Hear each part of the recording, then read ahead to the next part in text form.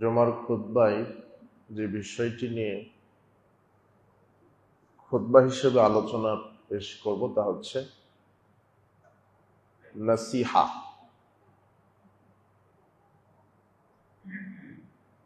রাসূল সাল্লাল্লাহু আলাইহি ওয়াসাল্লাম বলেছেন, আদ-দীন ওয়ান নসিহা, দিনটাই হচ্ছে নসিহা। ইসলাম, আল্লাহ সুবহানাহু ওয়া তাআলা মানুষের উপরে নসিহা করেছেন গোটা দিন, জীবন ব্যবস্থা,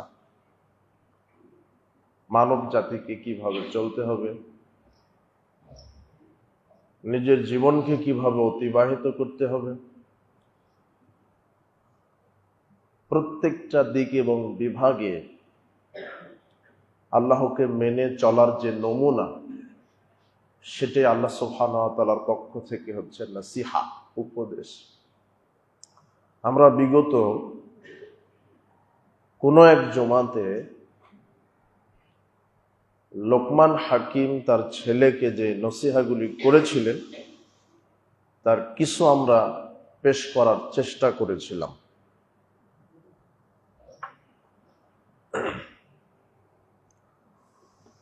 আমরা লোকমান হাকিম তার সন্তানকে যে উপদেশ নসিহাগুলি প্রদান করেছিলেন, আমরা বলেছিলাম যে প্রত্যেকটা অভিভাবক,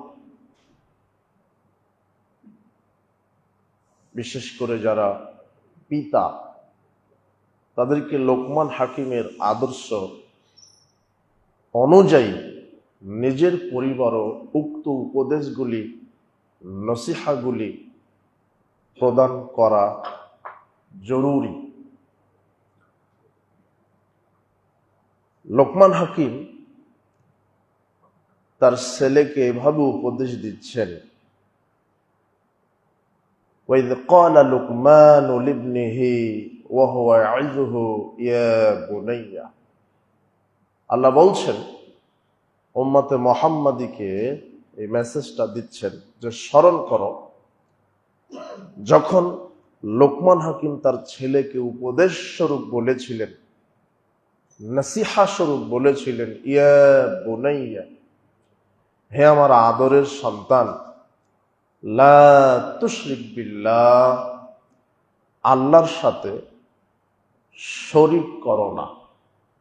ইন্না শিরকা লাযুলমুন আযীম, নিশ্চয় শিরক সবচেয়ে বড় জুলুম আল্লাহর সাথে। নিশ্চয় শিরক সবচেয়ে বড় পাপ, আল্লাহর সাথে জড়িত পাপ। পাপের জগতে সবচেয়ে বড় পাপ হচ্ছে শিরক। শিরক করে যদি কেউ মারা যায়, তাহলে আল্লাহ তার শিরকের পাপকে কখনোই ক্ষমা করবেন না, তিনি চিরস্থায়ী জাহান্নাম হবে বলে আল্লাহ ঘোষণা করেছেন। এই জন্য প্রথমেই লোকমান হাকিম তার ছেলেকে আকীদার বিষয়ে উপদেশ দিতে গিয়ে বলছেন, হে আমার আদরের সন্তান, আল্লাহর সাথে শিরক করো না।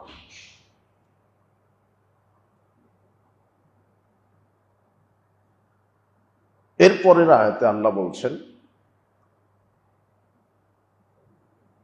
এখন আল্লাহর কথা, ওয়াসাইনাল ইনসানা বিওয়ালিদাইহি হামালাতহু উম্মুহু ওয়াহনান আলা ওয়াহনিন।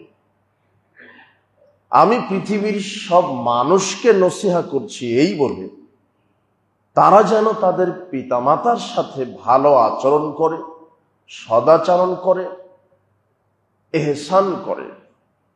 হামালাতহু উম্মুহু, কেননা তার মা তাকে গর্ভে ধারণ করেছে, ওয়াহনান আলা ওয়াহনিন, কষ্টের পর কষ্ট সহ্য করে। ওয়া ফিসালুহু ফি আমাইন, এরপরে আল্লাহ বলছেন গর্ভে ধারণ করেছে, প্রসব করেছে, 2 বছর তাকে দুধ পান করিয়েছে। আনিশকুরলি, এরপরে আল্লাহ বলছেন কাজে আমার শুকরিয়া আগে আদায় করো। আমি আল্লাহ তোমাকে মাতৃগর্ভে দিয়েছি, তিনটি কালো পর্দার আড়ালে রেখেছিলাম। ফিযুলুমাতিন তালাস, তিনটি কালো পর্দার আড়ালে রেখেছিলাম। ফি কারারিম মাকিন, এমন সুরক্ষিত জায়গায় তোমাকে রেখেছিলাম যে দুনিয়ার কোন জীবাণু, কোন জার্ম সেখানে আমি আল্লাহ প্রবেশ করতে দিই। তোমাকে আমি সেখানে তোমার মায়ের রক্ত দিয়েই তোমাকে সেখানে আমি প্রতিপালন করেছি। 8 মাস 9 মাস 9 মাস 10 দিন আমি রেখেছি, আমি আল্লাহ রেখেছি। ফি কারারিম মাকিন, সুরক্ষিত জায়গায়। কাজে আমার শুকরিয়া আদায় করো। যখন দুনিয়াতে এসে তোমার চক্ষু জ্ঞান খুলে যাবে, মুখ খুলে যাবে, বুদ্ধি বিবেক হবে, তখন তুমি বলো আলহামদুলিল্লাহ। কেননা আল্লাহ আমাকে মাতৃগর্ভে অন্ধ করেই পৃথিবীতে প্রসব করাতে পারতেন, নাকি পারতেন না? পঙ্গু করে।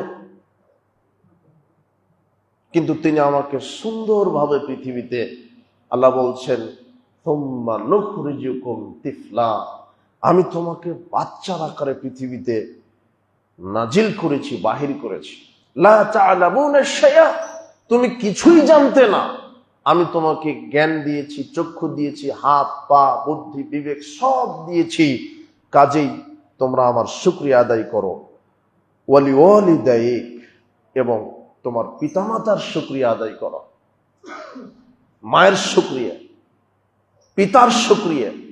মা কষ্টের পর কষ্ট সহ্য করে আমাদেরকে গর্ভে ধারণ করেছি, 2 বছর দুধ পান করিয়েছি। গর্ভে যখন ছিলাম কত কষ্ট দিয়েছি মাকে, সেটা মা জানে, সেটা বোঝানোর ভাষা পৃথিবীতে তৈরি হয়নি। এই জন্য আল্লাহ বলছেন পিতামাতার শুকরিয়া আদায় করো। ইলাইয়াল মাসির, আর আমার দিকেই তোমাদেরকে ফিরে আসতে হবে, এই কথা মনে রাখো। এরপরে আল্লাহ বলছেন ওয়া ইন জাহাদাকা আলা আন তুশরিকা বি, তবে যদি পিতামাতা তোমাকে আমার সাথে শরীক করতে বলে, অর্থাৎ আমার নাফরমানি করতে বলে।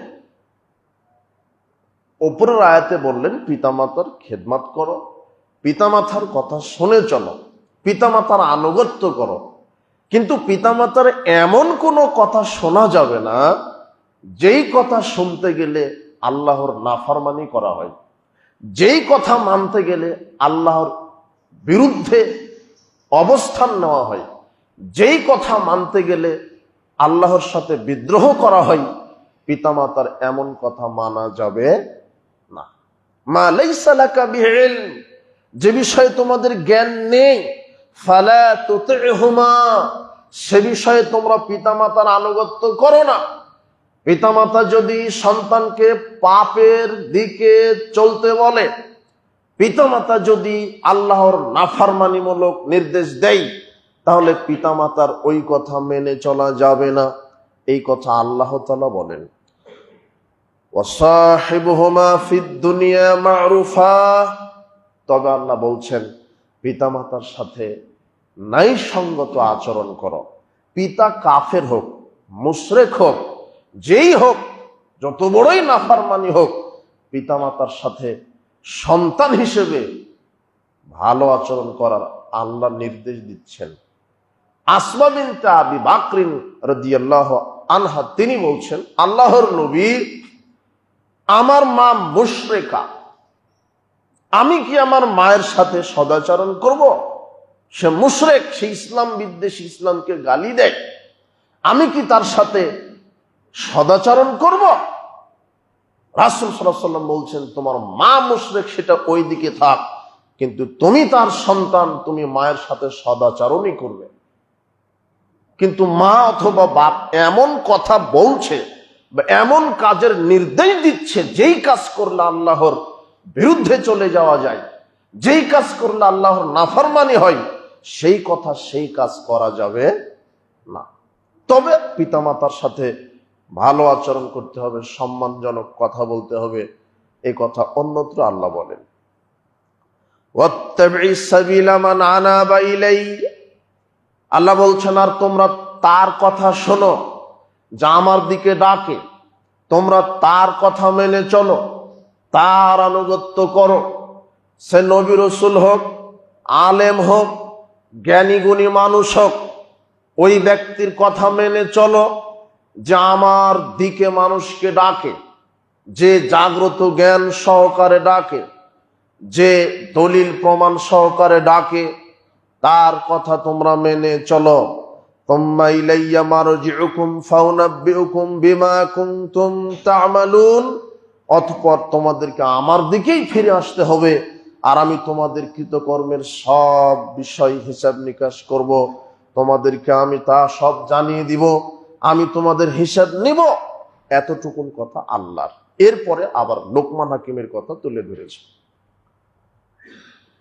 তো আল্লাহ সুবহানাহু ওয়া তাআলা যে বললেন যে পিতামাতার সাথে সদাচরণ করো, পিতামাতা কষ্টের সাথে তোমাদেরকে লালন পালন করেছে, মা গর্ভে ধারণ করেছে, 2 বছর দুধ পান করিয়েছে, এদের সাথে নাফরমানি করো না। আবার আল্লাহ বলছেন তবে ফালা তুতিহুমা, তাদেরকে মেনে না, তাদের কথা শোনো না, যদি তারা আমি আল্লাহর সাথে নাফরমানি করতে বলে, শিরক করতে বলে, আমার দিনের ভিতরে পাপমূলক কোনো কথা ঢুকিয়ে দিতে চাই, তোমাকে দিয়ে পাপ কিছু করাতে চাই, তাহলে তাদের কথা শোনা যাবে না। পিতা বলছে যে তোকে ব্যাংকে চাকরি করতে হবে, এখন এই কথা শুনবেন নাকি শুনবেন না? বোঝা গেল না মনে হয়। মানে এমন ব্যাংক যেই ব্যাংকে সুদি কারবার আছে, এখন বাপ বলছে কি করতে হবে, ওই ব্যাংকে চাকরি করতে হবে, আমি চাকরি নিয়ে দিচ্ছি, একেবারে সরকারি একটা ব্যাংক, চাকরি করতে হবে, তোকে সরকারি চাকরি করতে হবে অমুক ব্যাংকে যেখানে সুদের কারবার। এই কথা শোনা যাবে না, কেন সুদ আছে। ওটা কার সাথে নাফরমানি হচ্ছে? আল্লাহর সাথে। এটা একটা উদাহরণ।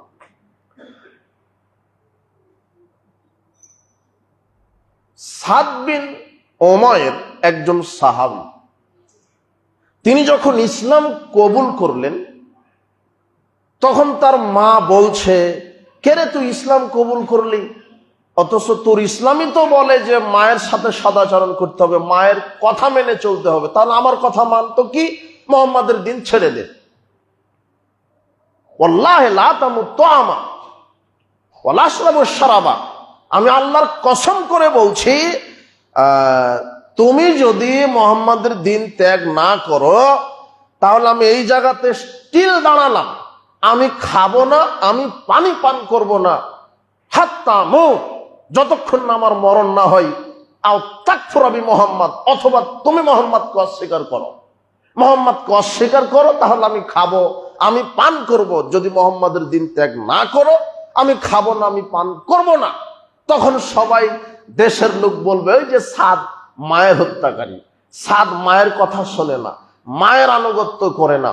তখন সাদ জবাব দিচ্ছে, ইয়া উম্মাহু, হে আমার মা, ইয়া উম্মি, হে আমার মা, লাউ খারাজাত লাউ কানাত লাকে মিআতা নাফসুন, আপনার যদি 100টা আত্মা হয়, লাউ কানাত লাকি মিআতু নাফসিন, আপনার যদি 100টা জীবন হয়, লাউ খারাজাত নাফসান নাফসান, আর আমি সাদের সামনে যদি আপনার আত্মা 100 বারই বের হয়ে যায়, না খেয়ে না পানি পান করার কারণে আপনি আমার মা, আপনি যদি 112 আমার চোখের সামনে মারা যান, মা তারাক্তু দিনী হাজা, আমি জিন্দেগিতে মুহাম্মদের দিন ত্যাগ করব না।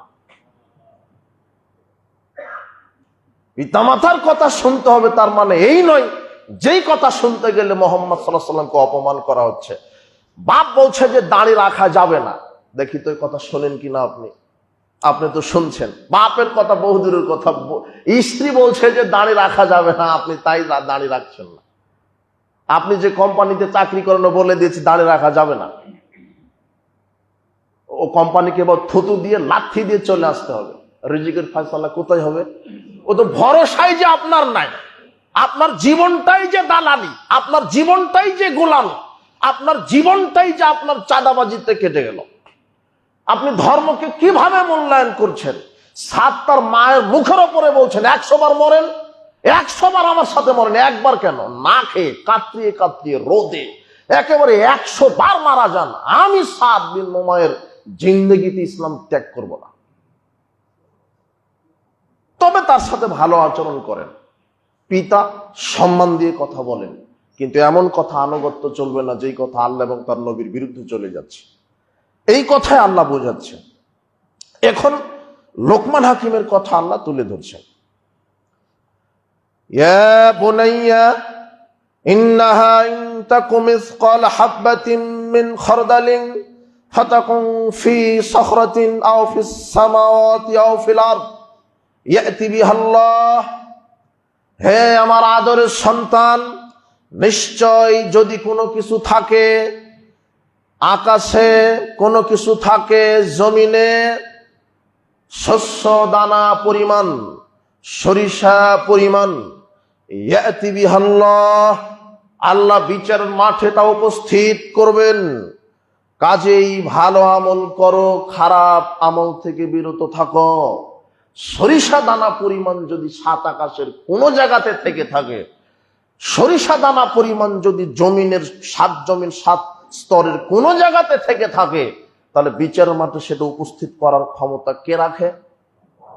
এই কথা বলে লোকমান হাকিম তার ছেলেকে বলছেন, বেটা, গোপনে পাপ করো, প্রকাশ্যে করো, গোপনে করো, প্রকাশ্যে করো, নারীর সাথে জড়িত পাপ করো, পুরুষের সাথে জড়িত পাপ করো, ছোট করো আর বড় করো, সব আল্লাহ বিচার মাঠে তোমাকে দেখাবেন।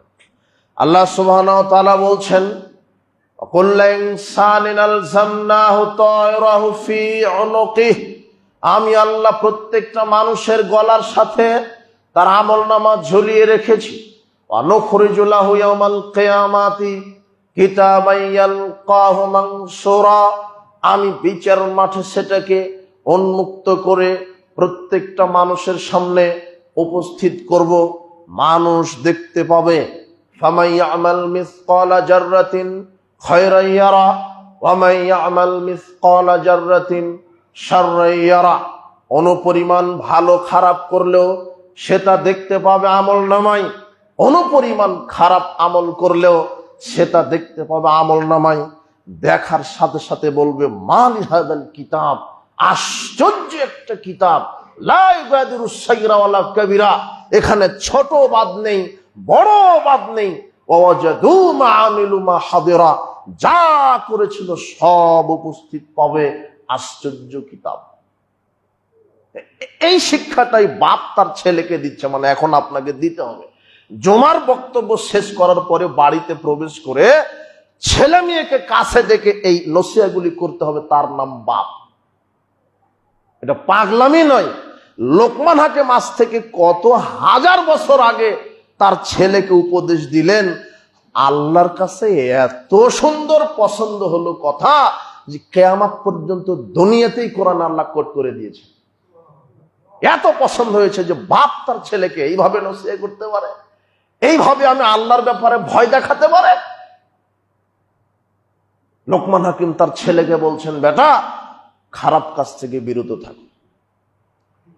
লোকমান হাকিমের কথা যখন মনে পড়লো, তখন আর একটা নবী আছে তার ছেলেকে উপদেশ দিচ্ছে, নাম হচ্ছে নূহ আলাইহিস সালাম।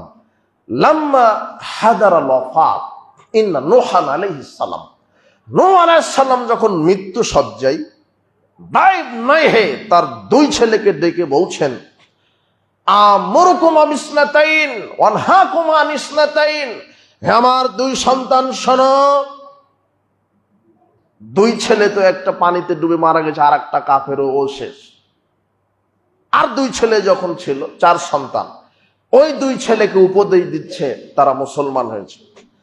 হে আমার আদরের 2 সন্তান শোনো, নবী লোকমান হাকিম নবী নয়, তবে জ্ঞানী মানুষ। কথা বুঝেছেন কি? লোকমান হাকিমের যে নসিয়া 9টি উপদেশ দিয়েছিলেন তার সন্তানকে, এ নবী নয়, তবে জ্ঞানী মানুষ। আর এই 9টি উপদেশ এত পছন্দ হয়েছে যেটা আল্লাহ কোরআনে কোট করেছেন, কিয়ামত পর্যন্ত থাকবে। আর আল্লাহর নবীর কথা বলছেন যার নাম নূহ আলাইহিস সালাম, সে তার 2 ছেলেকে উপদেশ দিচ্ছেন, নসিহত করছেন 2টা বিষয়ে আদেশ, 2টা বিষয়ে নিষেধ। নূহ আলাইহিস সালাম 2টা বিষয়ে আদেশ দিতে গিয়ে বলছেন, আমুরকুম বিলা ইলাহা ইল্লাল্লাহ, তোমরা লা ইলাহা ইল্লাল্লাহর উপরে কায়েম থাকো। আল্লাহ ছাড়া প্রকৃত কোনো মাবুদ নেই, উপাস্য নেই, সেজদা পর মালিক নেই, কোনো আইনদাতা নেই, বিধানদাতা নেই, রাজ্জাক নাই, গাফফার নাই, জান্নাত দাতা নাই, জাহান্নাম দাতা নাই, পাপ ক্ষমাকারী কেউ নাই, রোগ ভালো করার কেউ নাই, সন্তান দাতা নাই ইল্লাল্লাহ কে ছাড়া। এই উপদেশটা দিলেন। এটা যদি ধারণ করতে পারো লা ইলাহা ইল্লাল্লাহ, তাহলে 7 আকাশ 7 জমিন এক পাল্লাতে, আর লা ইলাহা ইল্লাল্লাহ এক পাল্লাতে। তাহলে লা ইলাহা ইল্লাল্লাহর ওজন বিচার মাঠে আল্লাহ ভারী বেশি করে দিবেন।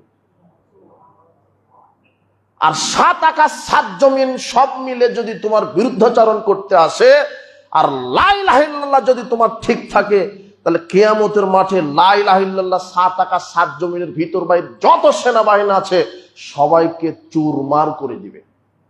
তুমি লা ইলাহা ইল্লাল্লাহ তোমরা ধারণ করে থাকো। 1 2 সুবহানাল্লাহি ওয়া বিহামদিহি বেশি বেশি পড়ো। সুবহানাল্লাহি ওয়া বিহামদিহি বেশি বেশি পড়ো। ইয়ারযিকু বিহাল খালক ওয়া বিহা ইয়ারযিকুল খালক। সুবহানাল্লাহি ওয়া বিহামদিহি তাসবিহটা পৃথিবীতে আছে বলে মানুষ থেকে শুরু করে পৃথিবীতে যত প্রাণী আছে সবাইকে আল্লাহ রিজিক দিয়ে থাকেন। কোন তাসবিহ আছে বলে? সুবহানাল্লাহি ওয়া বিহামদিহি। এই একটা তাসবিহর কারণে যত সৃষ্টি জীব আছে সবাইকে আল্লাহ কি দিয়ে থাকেন? রুজি দিয়ে থাকেন। তো এটা তো আপনি এখন বুঝবেন না। এখন মনে করছেন যে আমার তো ব্যাংকে রিজার্ভ করা আছে রুজি, আমার তো অনেক রিজার্ভ আছে অর্থ সম্পদ, তো এটা কি কাজ? রাসূল সাল্লাল্লাহু আলাইহি ওয়াসাল্লাম বলছেন, দাজ্জাল আসবে, যখন আসবে তার 3 বছর পূর্বে আল্লাহ আকাশকে বলে দিবেন যে 3 ভাগের 1 ভাগ বৃষ্টি বন্ধ করো, 2 ভাগ বৃষ্টি জমিনে দাও। তখন জমিনে সারা পৃথিবীতে যত ফসল হচ্ছে এখন তার 1 ভাগ ফসল কম হবে। যেই 2 ভাগ বৃষ্টি দিতে বলবেন সেই 2 ভাগ ফসল হবে প্রথম বছর। দ্বিতীয় বছরে আল্লাহ আকাশকে বলবেন, আকাশ 3 ভাগের 2 ভাগ বৃষ্টি বন্ধ করো আর 1 ভাগ বৃষ্টি পৃথিবীতে নাজিল করো। তখন 1 ভাগ খাবার হবে পৃথিবীতে আর 2 ভাগ খাদ্য বন্ধ হয়ে যাবে, বৃষ্টি নাই, রুজি নাই। তৃতীয় বছরে আল্লাহ আকাশকে বলবেন সব বন্ধ করে দাও, সব বন্ধ করে দাও। তো তখন সব বন্ধ করে দেওয়া হবে। তখন ওই বছর পৃথিবীতে কোনো খাবারই থাকবে না। তখন সাহাবীরা বলছেন, আল্লাহ নয় মানুষ বাঁচবে কি করে? তখন রাসূল সাল্লাল্লাহু আলাইহি ওয়াসাল্লাম বলছেন, সুবহানাল্লাহ আলহামদুলিল্লাহ লা ইলাহা ইল্লাল্লাহ যারাই জপবে তাদের আর কোনো ক্ষুধাই লাগবে না। তো বোঝা গেল না মনে হয় কি করে হবে? হাদিস মুসলিম। আশ্চর্য একটা কথা। তখন বুঝবেন যে সুবহানাল্লাহর পাওয়ার কথা। এখন তো বুঝতে পারছেন না।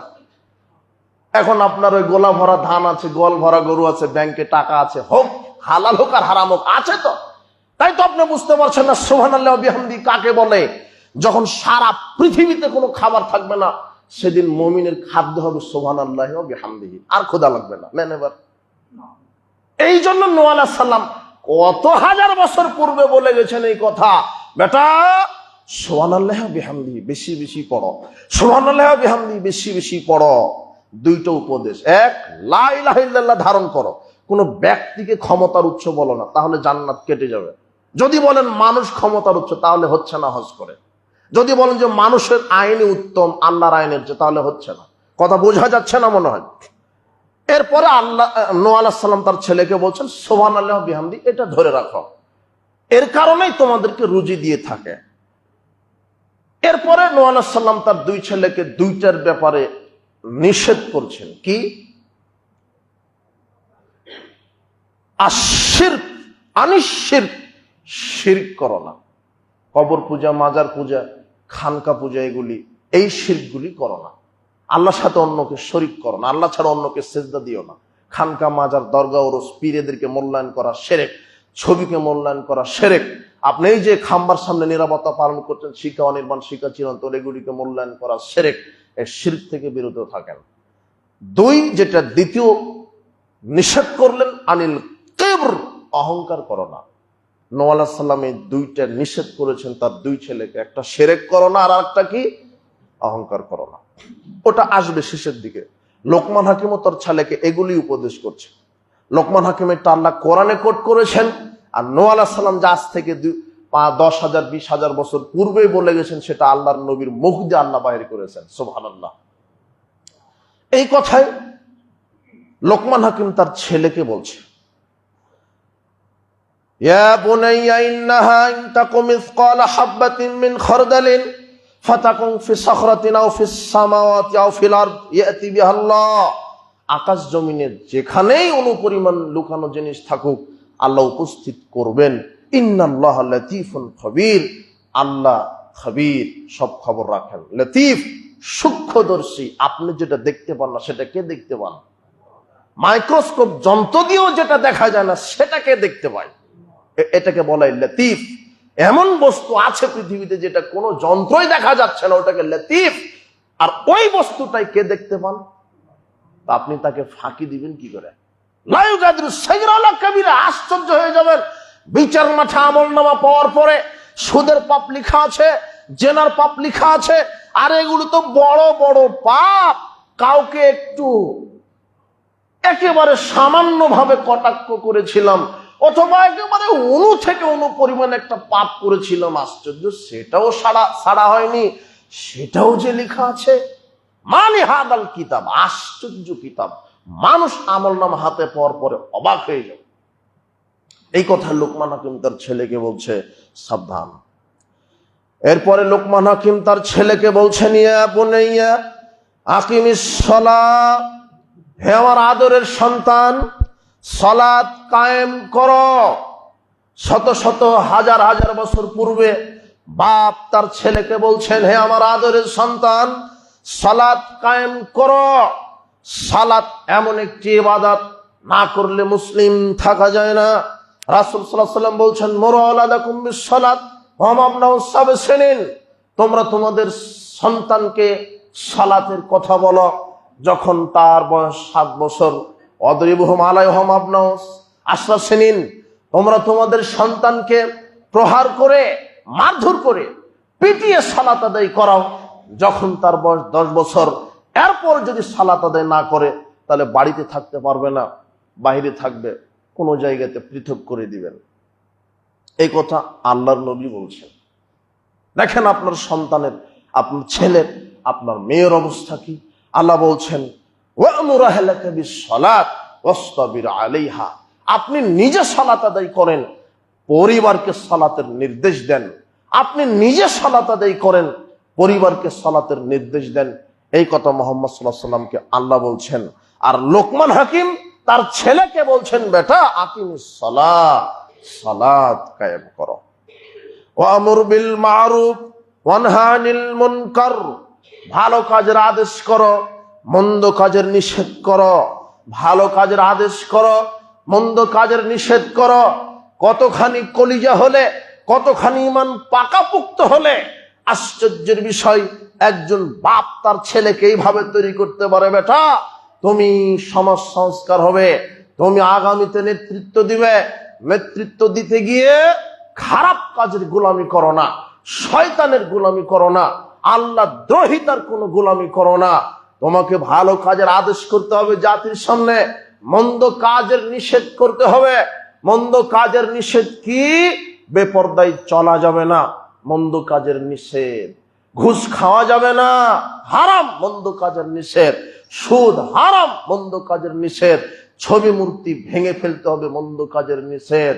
ছবি মূর্তিকে গড়িয়ে দিতে হবে, এটা মন্দ কাজের নিষেধ। জেনা ব্যভিচার হারাম, এটা মন্দ কাজের নিষেধ। জোয়া খেলা যাবে না, এটা মন্দ কাজের নিষেধ। গান বাজনা, নর্তকী, বেহায়াপনা করা যাবে না, এটা মন্দ কাজের নিষেধ। 24 ঘন্টার মধ্যে সুদী অর্থনীতি ভেঙে দিতে হবে, এটা মন্দ কাজের নিষেধ। জাতির সামনে উচ্চ কণ্ঠে কথা বলতে হবে। 24 ঘন্টার মধ্যে যত ছবি মূর্তি আছে, মোড়ে মোড়ে হোক আর নেতার ছবি টাঙানো হোক, সবকিছু ভেঙে জ্বালিয়ে পুড়িয়ে দিতে হবে, এটা মন্দ কাজের নিষেধ।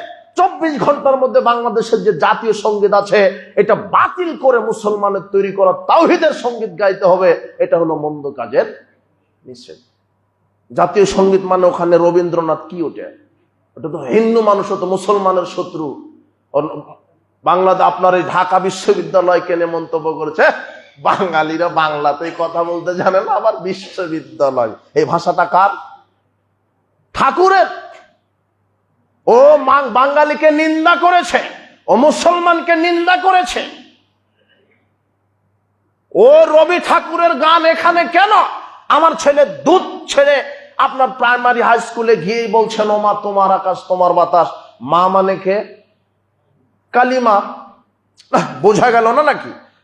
এদেশের যত শিক্ষামন্ত্রী প্রায় ছিল মুসলমান, মাঝখানে দুই একটা। এদেশের যত নেতা নেত্রী প্রায় মুসলমান, মাঝখানে দুই একটা ব্যতিক্রম। কি এরা কি বলতে পারে না এরা নেতা নয়? যেটা চলবে না। রাজনীতি করতে করতে ইহুদি খ্রিস্টান বিজাতিদের সাথে মিশে গেছেন। আশ্চর্য কথা, ক্ষমতায় 5 বছর 10 বছর 15 বছর 20 বছর, তারপরে শেষ। তারপরে কি দিয়ে ঠেকাবেন নিজেকে? 80 বছর 100 বছর, তারপরে শেষ। ফেরাউন 400 বছর ক্ষমতায় ছিল, শুধু চেয়ারে বসেছিল 400 বছর, তারপরে ডুবে শেষ। ডোবার সময় কোনো সেনাবাহিনী পায়নি। কি করবেন দাম্ভিকতা দেখিয়ে? কি করবেন ক্ষমতা দেখিয়ে? কি করবেন জুলুমবাজি করে? এর নাম খারাপ কাজের নিষেধ। যে 24 ঘন্টার মধ্যে আগামীকাল সকালে যেন জাতীয় সঙ্গীত না থাকে, অন্তত যোগ করেন। থাকবো না কো বদ্ধ করে দেখবো এবার জগৎটাকে, এটা যোগ করেন। কথা বোঝা যাচ্ছে না মনে হয়? কাজী নজরুলটা চলুক। ওটা কেন চলছে? ওটা হলো মন্দ কাজের নিষেধ। এই জন্য লোকমান হাকিম তার ছেলেকে বলছেন, বেটা মন্দ কাজের নিষেধ করো জাতিকে, আর ভালো কাজের আদেশ। ভালো কাজের আদেশ সারা জীবন মানুষকে করতে থাকেন, একটুও কেউ বাধা দিবে না। বাবাজিরা সালাত আদায় করেন, তাসবিহ পাঠ করেন, সুবহানাল্লাহ বিহামদি বললে আকাশ জমিনের মাঝের জায়গায় নেকিতে পরিপূর্ণ। দেখবেন যে ঘুষখোরে বলছে সুবহানাল্লাহ, বলছো না? জিন্দেগি ভরে ভালো কাজের আদেশ করেন, একটা বাধা বিপত্তি আসবে না। যেই বলবেন খারাপ কাজের নিষেধ, তখনই বাধা দিবে। রাষ্ট্রশক্তি বাধা দিবে, সমাজের কিছু নেতারা বাধা দিবে, পরিবার থেকে বাধা আসবে। খারাপ কাজের নিষেধ। এই জন্য লোকমান হাকিম তার ছেলেকে শেষে বলছেন, ওয়াসবির আলা মা আসাবাক। হে বেটা, ভালো কাজের আদেশ, এরপরেই যখন মন্দ কাজের নিষেধ করতে যাবে তখন বাধা আসবে। কি আসবে? বাধা। জেল জুলুম ফাঁসি হতে পারে, তখন কি করো? ধৈর্য ধারণ করো। কি করো? ধৈর্য ধারণ। দুনিয়া মুমিনের জন্য নয়, তবে যতক্ষণ থাকবো ভালো কাজের আদেশ আর মন্দ কাজের নিষেধ। দুনিয়া তো আমার জন্য নয়, মৃত্যু তো হবে, তো জেল কি আর ফাঁসি কি শুলি কি মুমিনের জন্য তো সবই সমান। যদি এমন হতো যে না, জেল ফাঁসি না হলে সারা জীবন থাকা যাবে, তাহলে নয় চুপ থাকতাম। কথা বুঝে নিব না। আমার তো সারা জীবন হায়াত, কাজে অযথা মন্দ কাজে নিষেধ করতে গিয়ে ফাঁসিতে মারা যাবো কেন? তাহলে করবো না। কিন্তু মরা যখন লাগবেই তখন খারাপ কাজের নিষেধ করেই মরবো, ভালো কাজ প্রতিষ্ঠা করেই মরবো ইনশাআল্লাহ। এটা মুমিনের আকীদা, মুমিনের ঈমানী চেতনা। তুমি ধৈর্য ধারণ করো। ইন্না যালিকা মিন আজমিল উমুর। এটা হলো সাহসিকতার কাজ। ভীরুদেরকে দিয়ে এটা হয় না, কাপুরুষদেরকে দিয়ে এটা হয় না। বেটা, তুমি জাতির সামনে মন্দ কাজের নিষেধ করো, ভালো কাজের আদেশ করো। এটা পুরুষেরা পারে, কাপুরুষেরা পারে না। এরপরে লোকমান হাকিম তার ছেলেকে বলছেন, ওয়ালা তুসাইর খাদ্দাকা লিন্নাস। মানুষের সামনে দাম্ভিকতা দেখায় না, মানুষের সামনে দাম্ভিকতা প্রকাশ করো না। ওয়ালা তামশি ফিল আরদি মারাহা। আর জমিনে অহংকারে স্ফীত হয়ে চলো না। দাম্ভিকতা দেখাবে না, অহংকার করবে না। ওই যে নূহ আলাইহিস সালাম 2টা নিষেধ করেছেন, শিরক করো না আর কি করো না, মনে নেই, শেষ। অহংকার করো না, শিরক করো না আর কি করো না, অহংকার করো না। কত হাজার বছর আগেকার কথা, লোকমান হাকিমেরটা কত বছর আগেকার কথা আল্লাহ কোরআনে লিখে দিয়েছে। বেটা, দাম্ভিকতা দেখাও না, অহংকার করো না। ইন্নাল্লাহা লা ইউহিব্বু কুল্লা মুখতালিন ফখুর। আল্লাহ দাম্ভিক অহংকারী ব্যক্তিকে পছন্দ করেন না। কি সুন্দর কথা পিতা তার সন্তানকে বলছেন, কোনদিন অহংকার করবেন না। আল কিবর বাতারুল হক ওয়া গামতুন নাস। অহংকার কি? সত্যকে জানার পরও যে মুখ ফিরিয়ে নেয়, মানে না।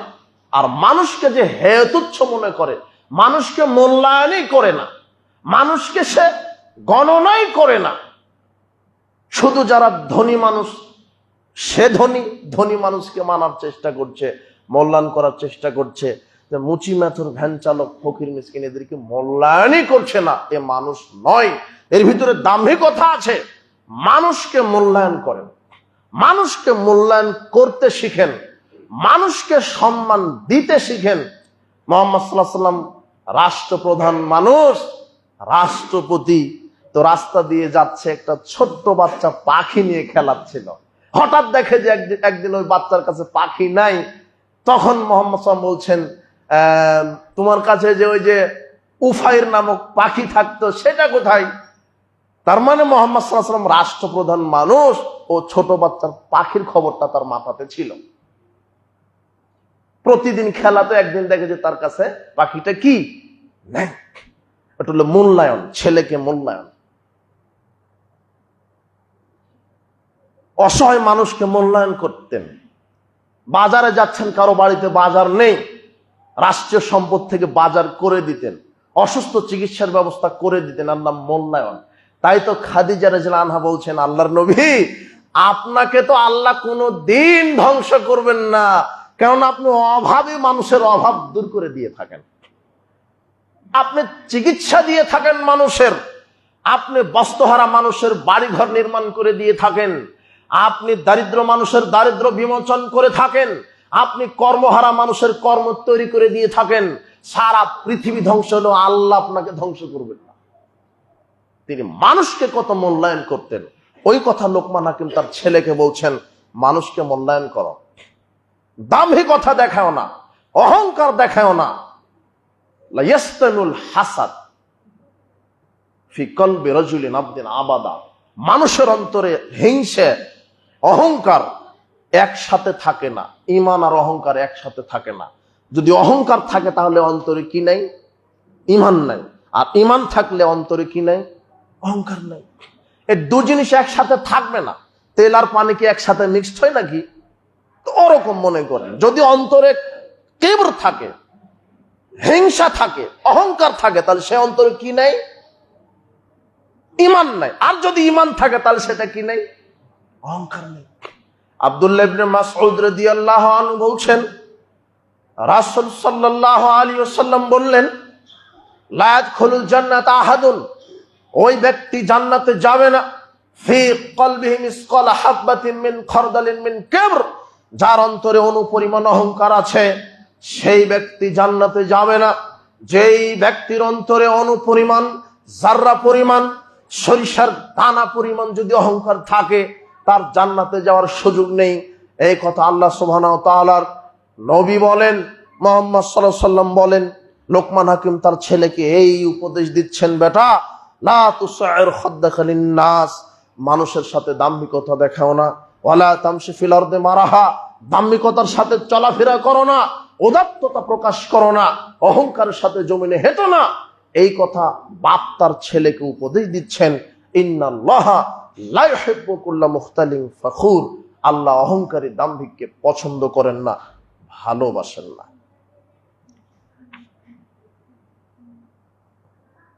এরপরে লোকমান হাকিম তার সন্তানকে বলছেন, ওয়াগসিদ ফি মাশইকা, বেটা, তুমি জমিনে চলার সময়তে বিনয়ের সাথে চলো,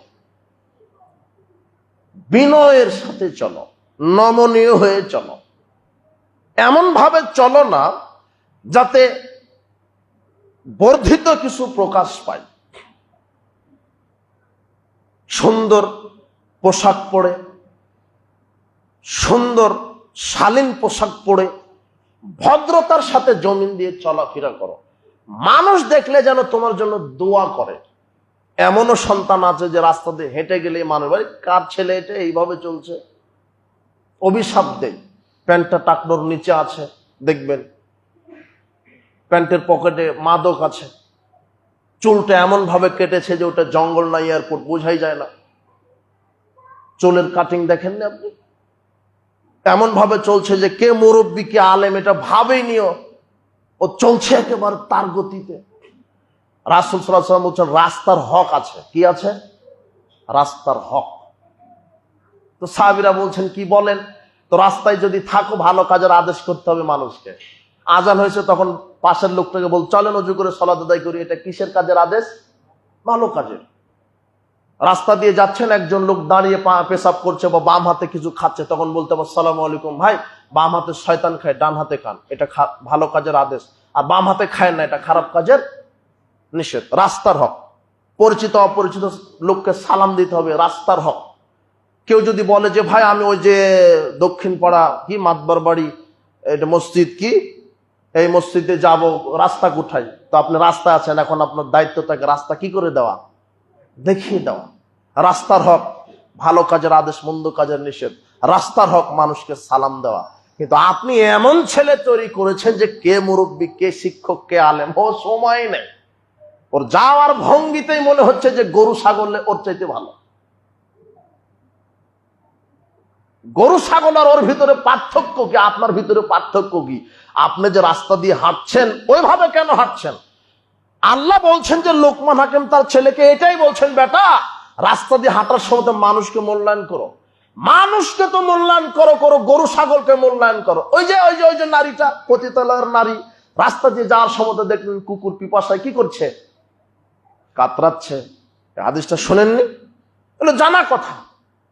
তো নারীটা কুকুরকে পানি পান করে দিলেন। তার মানে বোঝা যাচ্ছে মানুষকে তো মূল্যায়ন বেশি দূরের কথা, রাস্তায় যে যাওয়ার সময় যদি কোনো অন্য জন্তু জানোয়ার বিপদে পড়ে তাকে কি করতে হবে, উদ্ধার করতে হবে। এটাই বলছেন আল্লাহ, বিনয়ের সাথে চলো, নমনীয় হয়ে চলো। প্যান্টটা যেন টাকনোর নিচে না থাকে। চুলটা এভাবে কেটেছো কেন? ওটা ইহুদি খ্রিস্টানের মতো করে কেটেছো কেন? মানে তাশাব্বাহা বিকওমিন ফামিনহুম, যে ইহুদি খ্রিস্টানের অনুকরণ করছে তাদের অন্তর্ভুক্ত হবে। ওইভাবে শরীরে ট্যাটু লেগেছো কেন? ওটা তো ইহুদি খ্রিস্টানের কাজ। ছেলেও ট্যাটু লাগায়, মেয়েও ট্যাটু লাগায়। দেখেন বডিতে কত ট্যাটু লাগানো আছে। আল্লাহ বলছেন যে নমনীয় হয়ে চলো, দেখলে যেন মানুষ তোমার জন্য দোয়া করে। না, ছেলেটা ভদ্র, উত্তম স্বভাব, উত্তম আচরণ। এরপরে লোকমান হাকিম তার ছেলেকে বলছেন ওয়াগদুদ মিন সাউতিক, কণ্ঠটা নিচু করো। মানুষের সাথে যখন কথা বলবে নরম স্বরে কথা বলো, মেজাজ দিয়ে নয়, গরম মেজাজে নয়, মিষ্টি স্বরে, নমনীয় ভাবে। অধিকাংশ মানুষের এটা একটা বদ অভ্যাস। রাস্তা দিয়ে চলে দাম্ভিকতার সাথে, মানুষকে মূল্যায়নই করে না, মানুষের সাথে কথাবার্তা বলার কোনো ভাষা জ্ঞান নেই। ছোটর সাথে কিভাবে কথা বলতে হয়, বড়দের সাথে কিভাবে কথা বলতে হয়, এই ভাষা জ্ঞানী নাই অধিকাংশ মানুষের। এখানে আর একটা কথা আপনি বুঝতে পারেন কিনা, সালাত, সিয়াম, হজ মৌসুমে হজ, কোরআন খতম, দানের সমতে দান, ঠিক আছে, এগুলো আল্লাহর সাথে সম্পৃক্ত। এগুলো আপনি করছেন, মানুষের জানা না জানার কোনো কারণ নেই। আপনি সালাত আদায় করছেন, ওটা সম্পৃক্ততা কার সাথে? আল্লাহর সাথে। আপনি 10 টাকা দান করলেন, ওটা কার সাথে সম্পৃক্ততা? আল্লাহর সাথে। আপনি হজ মৌসুমে হজ করছেন, এটা আল্লাহর সাথে। আপনার অন্তরটা আল্লাহ দেখবেন যে আসলে ঈমান আছে, সে আমার ইবাদত করে।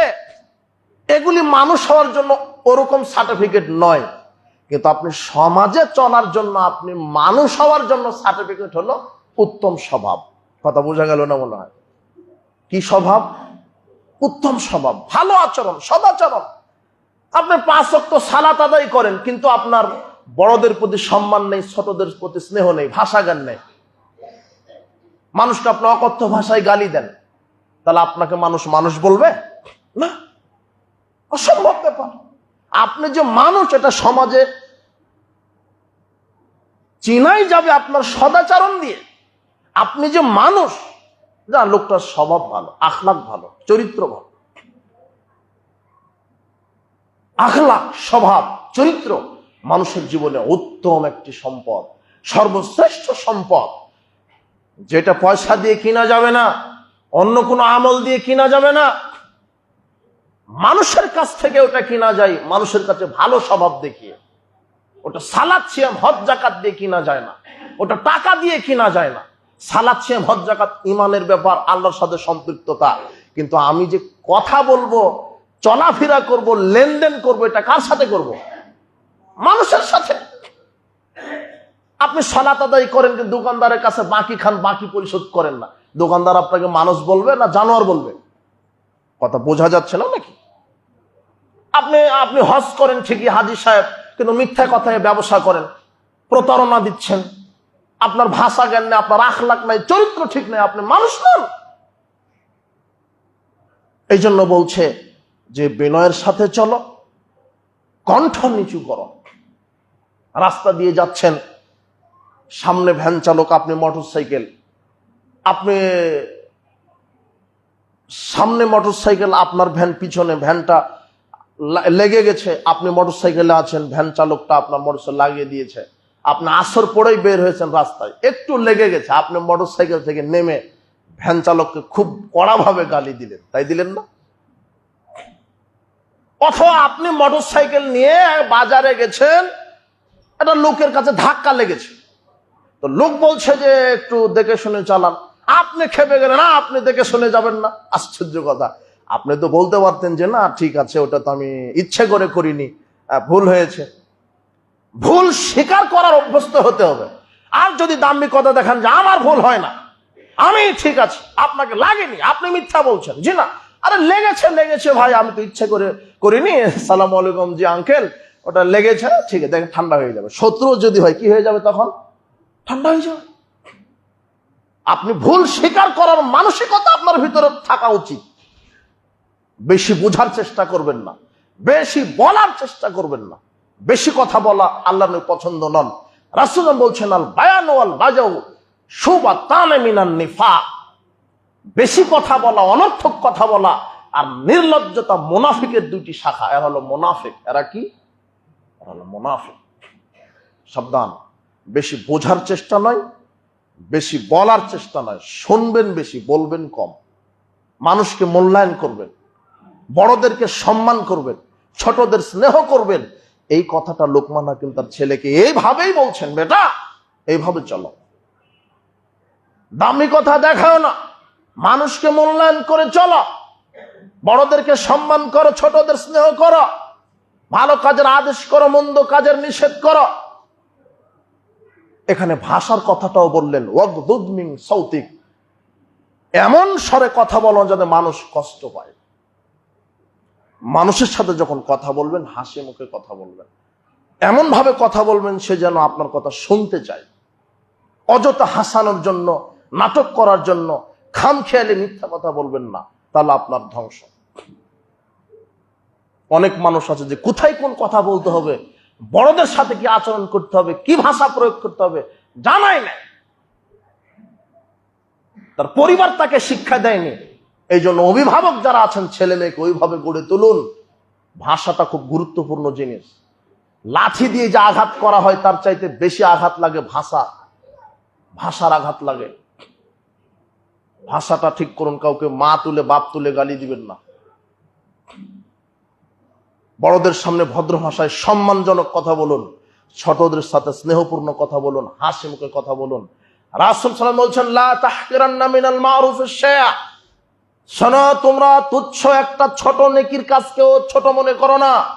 ওয়ালাউ আন তালকা আখা বিওয়াজহিন তালিকিন, একজন মুমিন ব্যক্তির সাথে যদি তুমি হাসি মুখে কথা বলো, আল্লাহ সেটা তোমাকে সাদাকার নেকি হিসেবে কবুল করে নেবেন।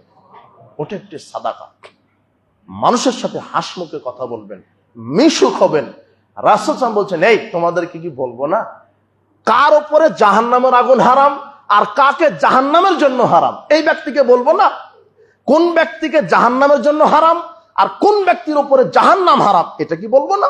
আল্লাহ নবী বলেন, তিনি বলছেন, কুল্লু হাইয়িনিন, মেজাজ নরম, লাইয়িনিন, কোমল স্বভাব, করিবিন, মিশুক, সাহালিন, ভদ্র। কয়টা চরিত্র, কয়টা বৈশিষ্ট্য? চারটে। মেজাজ নরম,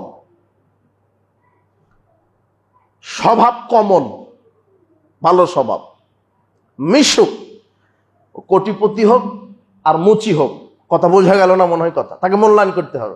ও মানুষ, ও কি, ও আগে মানুষ, তারপর অন্য পরিচয়। বিচার মাঠে যখন আপনি উঠবেন তখন আপনার খাতনা দেওয়া থাকবে না, পোশাক থাকবে না। এখন পোশাকেও বোঝা যায় যে না এটা রাজার পোশাক, তার মানে রাজা, কথা বুঝেননি? এটা মন্ত্রীর পোশাক, এটা মন্ত্রী। ওটা ডাক্তারের পোশাক, ওটা ডাক্তার। পোশাক দেখে বোঝা যায় না মানুষকে? বিচার মাঠে পোশাকও থাকবে না, খাতনাও থাকবে না। আপনি মনে করছেন যে ও হিন্দুর খাতনা নাই, এই খাতনা আছে মুসলমান, তো বিচার মাঠে উপায় নাই, কারো খাতনা নাই, কারো বিশেষ পরিচয় নাই, পায়ে জুতাও নাই। জুতা দেখেও বোঝা যায় যে না অ্যাপেক্স কোম্পানি বা ভালো কোম্পানি, চায় না কোনো কোম্পানি 10,000 টাকা দামের, তার মানে লোকটা সম্ভ্রান্ত পরিবারে, কি বোঝা যায় না? আর একটা লোক ছিঁড়ে জুতা পরে আছে, তার মানে বোঝা যায় যে না একটু কি লো ফ্যামিলি, বোঝা যায় কিনা? জুতাও না, কি দিয়ে চিনবেন বিচারের মাঠে? আপনি এইভাবে দামড়ি হচ্ছেন কেন? সেদিন না আছে গায়ে পোশাক, না আছে খাতনা, না আছে জুতা, বিশেষ কোন পোশাক নাই। আপনি দুনিয়াতে এভাবে মূল্যায়ন করছেন কেন? ও এমপিআর হলো ভ্যান চালক, এটা কি আল্লাহর নিকটে ধনী হয়ে মর্যাদা নয়, ক্ষমতা হয়ে মর্যাদা নয়। আল্লাহর কাছে ওই ব্যক্তি বেশি মর্যাদাবান যার ভিতরে বেশি তাকওয়া আছে, যা আল্লাহকে বেশি মানে, আল্লাহর বিধানকে মেনে চলে, ওর ভিতরেই তাকওয়া।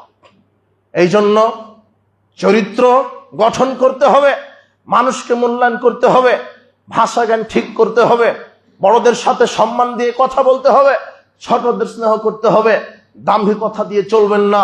আপনাকে অনুরোধ জানানো হলো, আল্লাহ সুবহানাহু ওয়া তাআলা এই কথাগুলি, এভাবে লোকমান হাকিমের কথাগুলি তুলে ধরেছেন জাতির জন্য। উপস্থিত জুমার খুতবার মুসল্লিবৃন্দ, সাহাবায়ে কেরাম, নবী করিম সাল্লাল্লাহু আলাইহি ওয়াসাল্লাম মানুষের সামনে এভাবে প্রতিষ্ঠিত লাভ করেছেন তাদের ঈমান দিয়ে, আখলাক দিয়ে, সুন্দর চরিত্র দিয়ে। আমাদের ভিতরে রাসূল সাল্লাল্লাহু আলাইহি ওয়াসাল্লাম আখলাক নেই, রাসূল সাল্লাল্লাহু আলাইহি ওয়াসাল্লামের চরিত্র নেই, রাসূল সাল্লাল্লাহু আলাইহি ওয়াসাল্লামের যে ঈমানী তেজ সেটা আমাদের ভিতরে নেই। যদি থাকতো তাহলে মানুষ আমাদের কথা শুনতো না, শুধু পশু প্রাণীরাও শুনতো। কথাটা কেমন লাগলো? পশু প্রাণী শুনতো মানে এমন এমন ঘটনা আছে যেগুলো যদি এখন বলা হয় তাহলে আপনি বলবেন যে এটা কি হয়? আসলেই হয়। ওমর ইবনুল খাত্তাব রাদিয়াল্লাহু আনহু বলছেন, তার খেলাফত সময় পারস্যে যেতে হবে, বর্তমানে যে ইরান, রাসূল সাল্লাল্লাহু আলাইহি ওয়াসাল্লাম যুগে ওটার নাম কি ছিল? সেটা পারস্য। পারস্য জয় করতে হবে, তারা মুসলমানের উপর অত্যাচার নির্যাতন করছে, পারস্য বিজয় করতে হবে। সাদ বিন আবু ওয়াক্কাস, আমি তোমাকে সেনাপতি করলাম, সৈন্যবাহিনী 30,000। কত হাজার? 30,000। মদিনা থেকে ইরাক দিয়ে ঢুকে যেতে হবে ইরানে, পারস্যে। 30,000 সৈন্য নিয়ে সাদ বিন আবু ওয়াক্কাস চলে গেছেন পারস্য। একেবারে তুমুল দুর্ধর্ষ লড়াই করে একেবারে দুর্ধর্ষ বিজয়। কিন্তু যুদ্ধের এক পর্যায়ে ওই পারস্যের কাদিসিয়ার নিকটে একটা বিশাল জঙ্গল ছিল, একজন সাহাবী হারিয়ে গেছে, পথচ্যুত হয়ে গেছে, হারিয়ে জঙ্গলের ভিতরে চলে গেছে, আর দিক পায় না। জঙ্গলে চলতে চলতে সামনে বিশাল একটা জন্তু, নেকড়ে বাঘ হতে পারে, বাঘ হতে পারে। তো নেকড়ে বাঘ এভাবে ধেয়ে আসছে তার দিকে। এখন সাহাবী বলছেন, এই আমি কি জানো? ইন্নী আসহাবু রাসূলিল্লাহ সাল্লাল্লাহু আলাইহি ওয়াসাল্লাম, আমি মুহাম্মদ সাল্লাল্লাহু আলাইহি ওয়াসাল্লামের সাহাবী, তুমি আমাকে ভয় দেখাও। তখন নেকড়ে বাঘ তাকে রাস্তা দেখে আবার মুসলিম বাহিনীতে ফিরিয়ে দিয়ে গেছে। বনের বাঘ মানুষকে রাস্তা দেখাচ্ছে, মানে যখন বলেছে মোহাম্মদের কি, তার মানে বাঘটা মোহাম্মদকে চিনে, আপনি তো চিনেন না। আপনি তো 20 বছর ধরে শুনছেন যে বিড়ি সিগারেট জর্দাগুল হারাম, এটা মোহাম্মদ সাল্লাল্লাহু আলাইহি ওয়াসাল্লাম বলেছে, মাদক খায় না, এখনো খান। আপনি 20 বছর ধরে শুনছেন যে দাড়ি চাচতে হবে, ওটা ওয়াজিব, ওটা ফরজ, ওটা কাবিরা গুনাহ, এখনো দাড়ি রাখতে পারেন। আপনি 20 বছর ধরে বক্তব্য শোনেন যে প্যান্টটা টাকনুর উপরে করতে হবে, এখনো করতে পারেননি। মানে জন্তু জানোয়ার যে দাম আছে, তার মানে আপনার সেই দাম বোঝা যাচ্ছে না কথা? এটাই তো কথা। বনের বাঘ মুহাম্মদ সাল্লাল্লাহু আলাইহি ওয়াসাল্লামকে চিনল, তো আপনি তো চিনতে পারলেন না। এই জন্য আদর্শ কার ধারণ করতে হবে? কাপুরুষের মতো আজ থেকে বলবেন না যে আমি অমুক দলের অমুক নেতার আদর্শ ধারণ করি। জি না, হলো কাপুরুষ। তুমি কোন নেতার নাম মুখে নিয়েছো তো অজুই জানে না, ওই নেতার নাম মুখে নিলে কেন? আশ্চর্য কথা। আমার একমাত্র সম্ভ্রান্ত সত্য নেতা মুহাম্মদ সাল্লাল্লাহু আলাইহি ওয়াসাল্লাম। তার ঈমান বুকে ধারণ করতে হবে, তার আদর্শ বুকে ধারণ করতে হবে। উপস্থিত জুমার খুতবার মুসল্লিবৃন্দ, আজকের আলোচনার বিষয় ছিল নসিহা। বিশাল অধ্যায় ছিল। আমরা লোকমান হাকিমের নসিহা সম্পর্কে যে সন্তানকে 9টি উপদেশ দিলেন, এই উপদেশ নিজে ধারণ করব, পরিবারে বাস্তবায়ন করব। আমার ছেলে মেয়ের উপরে নসিহা স্বরূপ এগুলি প্রদান করে আমরা যেন এই নসিহার উপরে নিজের জীবনকে বাস্তবায়ন করতে পারি। আল্লাহ তৌফিক দান।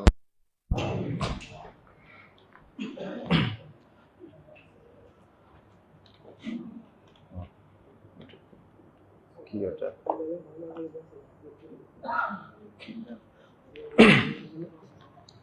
আলহামদুলিল্লাহি ওয়াহদাহু ওয়াস সালাতু